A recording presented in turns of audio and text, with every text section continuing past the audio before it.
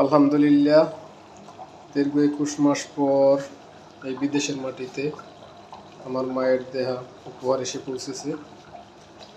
ইনশাল্লাহ পাক করতেছি, কিছুক্ষণ পর খাবো মুরগির মাংস।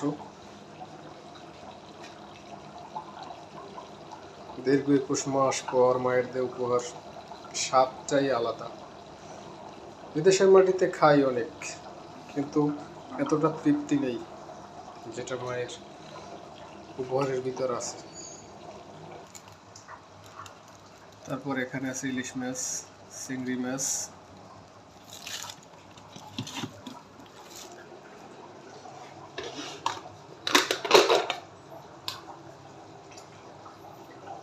ইলিশ মাছ,